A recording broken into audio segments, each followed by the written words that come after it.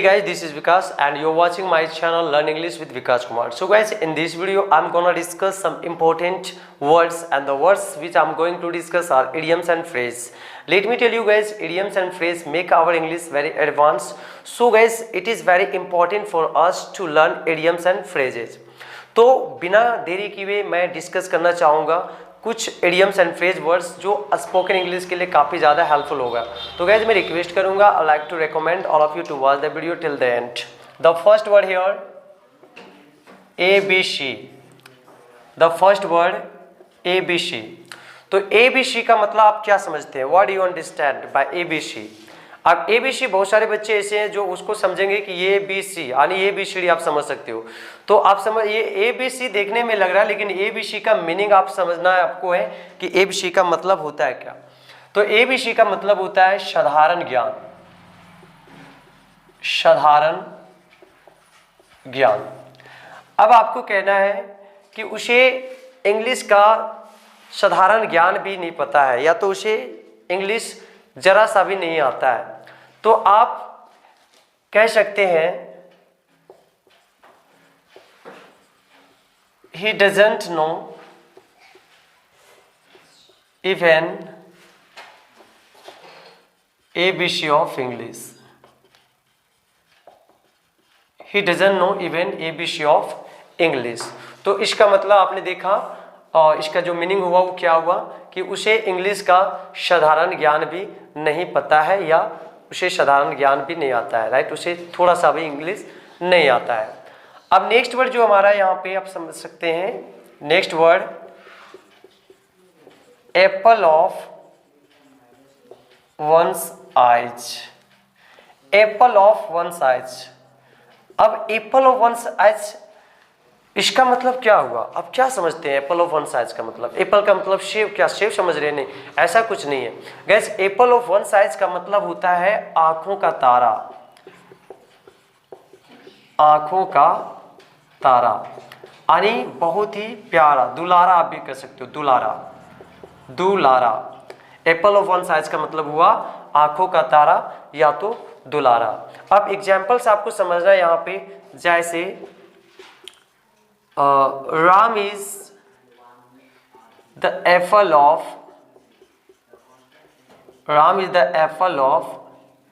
his mother's eyes. इसका मतलब क्या हुआ? Ram is the apple of his mother's eyes. Ram अपनी माँ का आंखों का तारा है यानी राम अपनी माँ का दुलारा पुत्र है. नैरो स्कैप. नैरो स्कैप. आप नैरो स्कैप का मतलब क्या समझते हैं? नैरो स्कैप का मतलब होता है बाल बाल बचना. बाल बाल बचना. नैरो स्कैप का मतलब बाल बाल बचना. अब आपको कहना है कि मैं बाल बाल बच गया यानी कहीं आप जा रहे थे, एक्सीडेंट होने का ज़्यादा संभावना था लेकिन आप बाल बाल बच गए. तो अगर आपको एग्जाम्पल में यूज करना हो इसे नैरो स्कैप को, तो आप क्या कहोगे? मैं बाल बाल बच गया, सपोज दैट. तो आप कह सकते हो आई नैरोली स्कैप्ड. आई नैरोली स्कैप्ड. इसका मतलब हुआ कि मैं बाल बाल बच गया. आई नैरोली स्कैप्ड. नेक्स्ट वर्ड यहाँ पे है एटस्ट्रैक्ट. एटस्ट्रैक्ट. एटस्ट्रैक्ट का मतलब क्या समझते हैं आप? एटस्ट्रैक्ट. एटस्ट्रैक्ट का मतलब होता है खतरे में. एटस्ट्रैक्ट का मतलब खतरे में. एग्जाम्पल,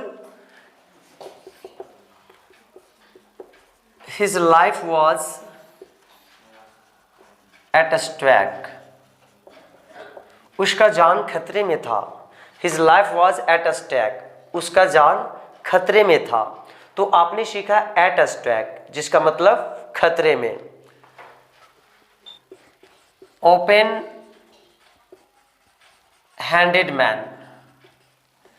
गाइज ये है ओपन हैंडेड मैन.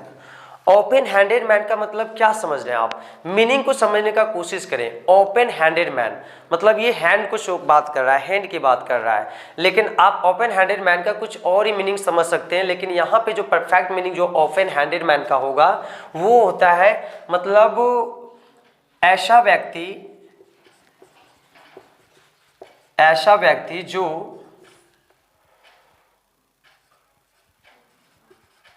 रुपया को यानी पैसे को उदारता से खर्च करता हो।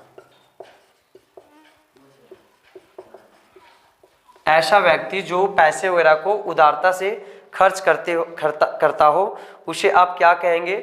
Open handed man. ऐसे व्यक्ति जो पैसे वगैरह को उदारता से यानी आसानी से खर्च करता हो तो उसे कहा जाता है ओपन हैंडेड मैन। तो आप यहाँ पे एक और इसका ऑपोजिट वर्ड है, अब ध्यान दें, close handed man. Close handed man ये एक दूसरे का ऑपोजिट वर्ड है, ध्यान दें। Open handed man and close handed man. Open handed man का मतलब आपने सीखा कि ऐसा व्यक्ति जो रुपया को आसानी से खर्चा करता हो, लेकिन क्लोज हैंडेड मैन का मतलब हुआ कंजूस व्यक्ति। आप समझ सकते हो, कंजूस व्यक्ति यानी ऐसा व्यक्ति जो पैसा वगैरह खर्च करने में कंजूसी करता हो उसे आप कहोगे क्लोज हैंडेड मैन। क्या कहोगे? Close handed man.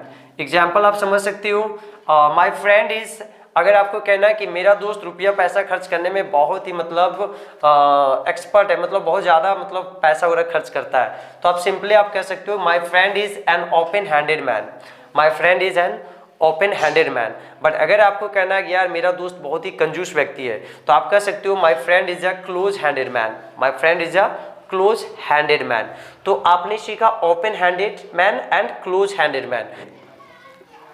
Slip of the pen, या तो आप कह सकते हो स्लिप ऑफ द टंग।